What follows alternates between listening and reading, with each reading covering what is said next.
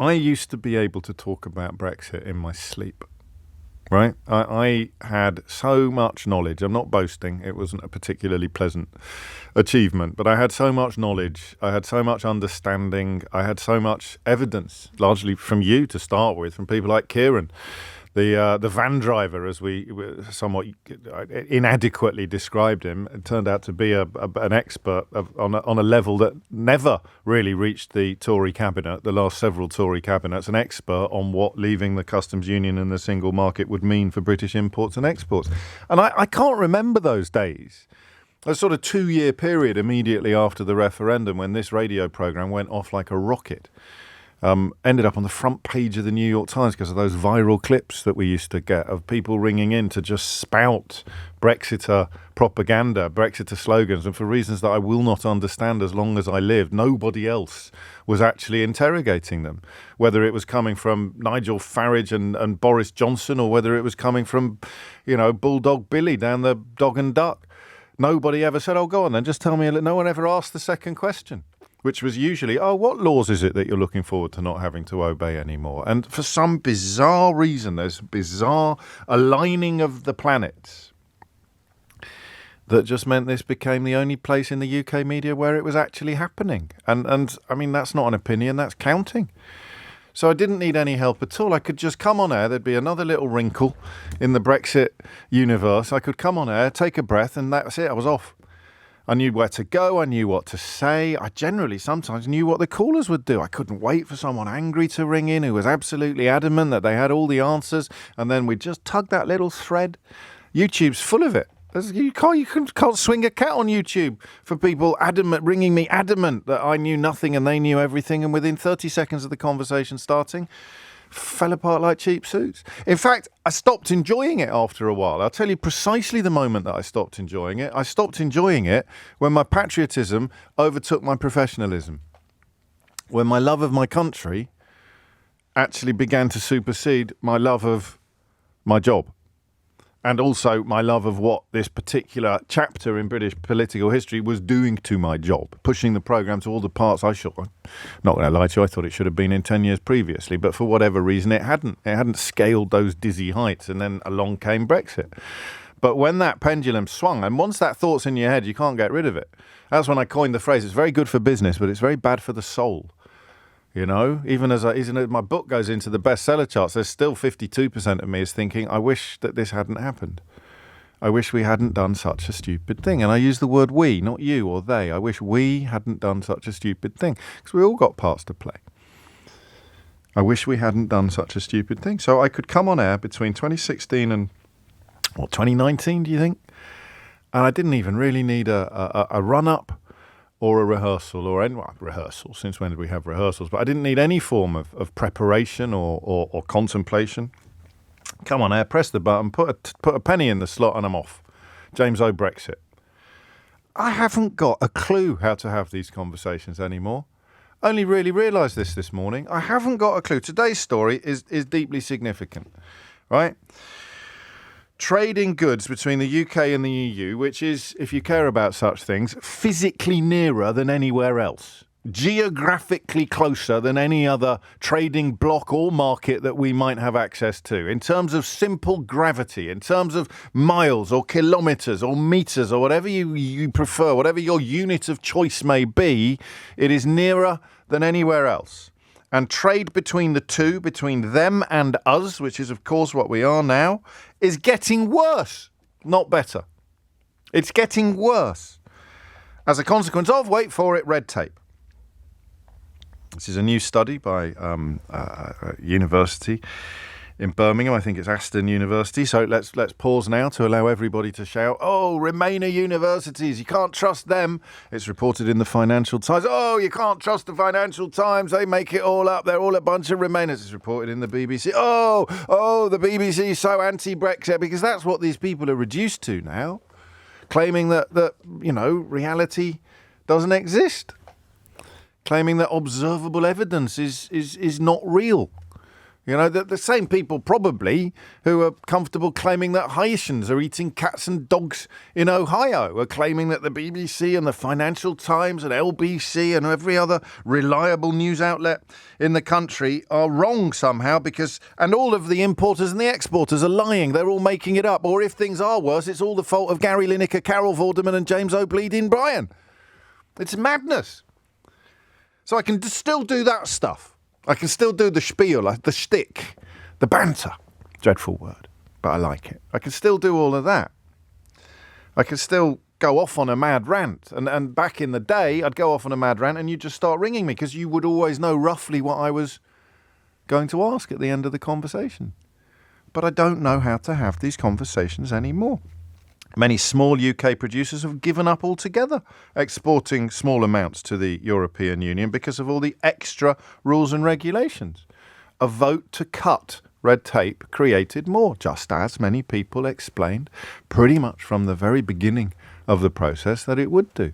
And if it wasn't explained enough before the referendum, my goodness me, it was explained in detail afterwards, particularly on this programme and often by Kieran, who became something of a media figure. I always remember thinking, I'm not exaggerating, we really are in the vanguard of this. When people were ringing up the producer of this programme to get Kieran's phone number so that they could sit in the cab of his van on Sky News and things like that.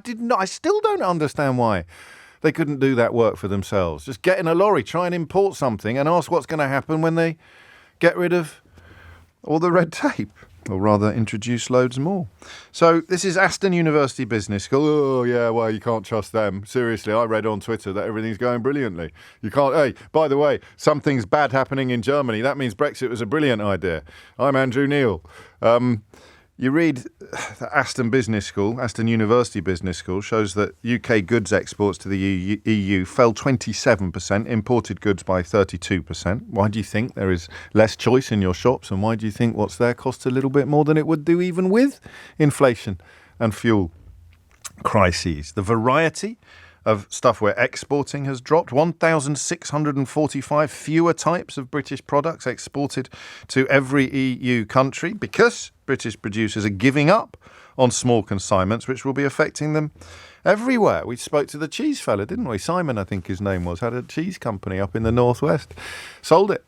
He either sold it to a European supplier or he opened up a depot in continental Europe, creating jobs. Great. Brexit jobs, Brexit benefits for people still in the European Union.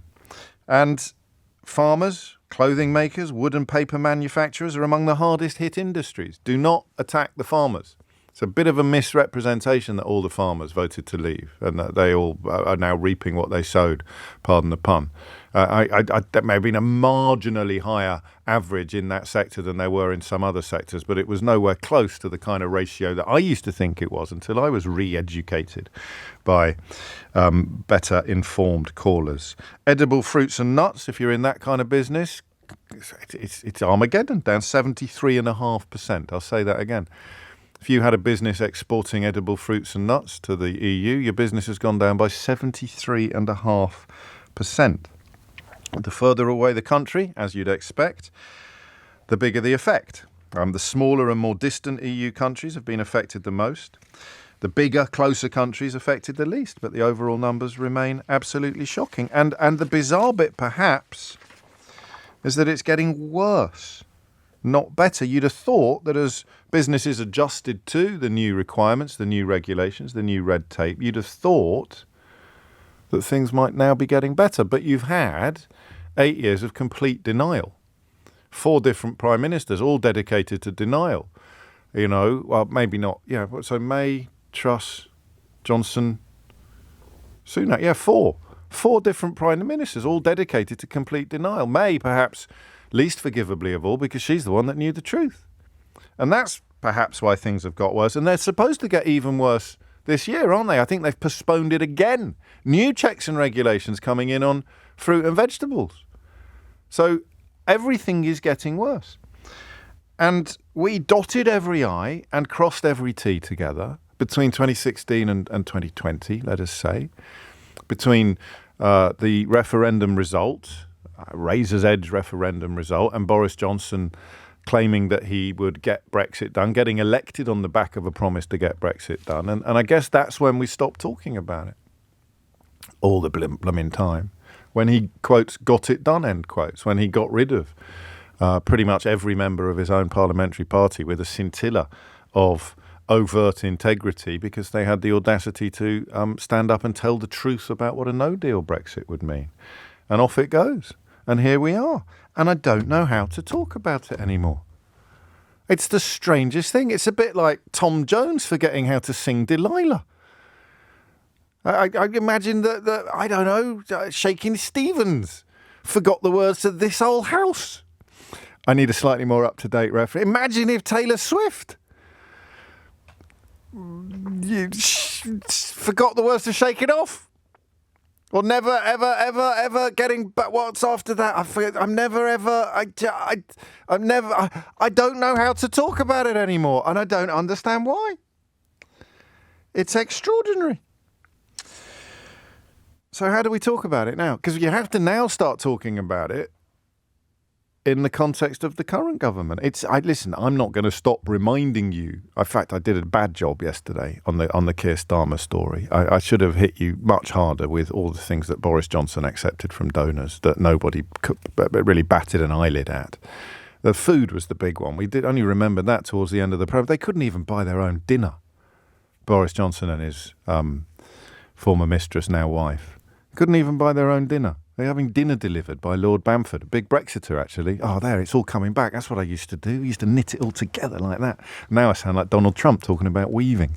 They used to get their dinner delivered to the back door of Downing Street because they couldn't even pay for it. I still don't think we ever found out who paid for his freebie holiday on a Caribbean island. He'd take everything. Wallpaper, dinner, food, home decor. So double standards on display yesterday were epic, and I think perhaps I slightly overcompensated in covering the Keir Starmer story. But we live and learn. It's a new era. It's a new age. And how on earth in this new age do we talk about this continuing cancer at the heart of British business, this self-imposed cancer in the core of our international commerce? It's absolutely extraordinary. I mean, it genuinely is. I don't know how to talk about it anymore. I don't know how to launch this conversation. Let me try a couple of things that you might like, all right? What should Keir Starmer do? 0345 6060973. That might be all we've got, because I'd love to know how it's affected your business, but that feels like something we were talking about 3 or 4 years ago. How it was going to affect your business was something we were talking about 7 or 8 years ago. And all of the Brexity types would say, no, it isn't. Everything's going to be great. And now, so do you know what they send to me now? The tiny dwindling band that are still listening. Do you know? So the ones that you say, oh, it's all rubbish. It's all Project Fear. You're making it all up. You don't know what you're talking about. It's a Remainer conspiracy. Do you know what they say now? They say, no one wants to listen to this. Please move on. Please talk about something. It's amazing, isn't it? It'd be a bit like winning the World Cup in 1966. And by 1967, everyone's going, can we never mention the football again? That's how proud I am of the victory that we secured last year. Please stop talking about Jeff Hurst's hat-trick or Nobby Stiles' teeth. We never, ever, ever want to hear about the football again. So that's how big the victory is. The people queuing up now to tell me are desperate that we stop talking about it, because nobody likes to be reminded of the evidence of their own stupidity. And I don't think you were necessarily stupid, but if you're now claiming that you don't want to talk about it, then I'm afraid you are. You're stupid, because you have to talk about bad things in order to improve them. And that's why I worry about Keir Starmer. Is he is not talking about it at all. And when he does, he's not talking about it in any way that suggests he has a particular plan to improve things. So let's come at it from both angles. How do we talk about Brexit?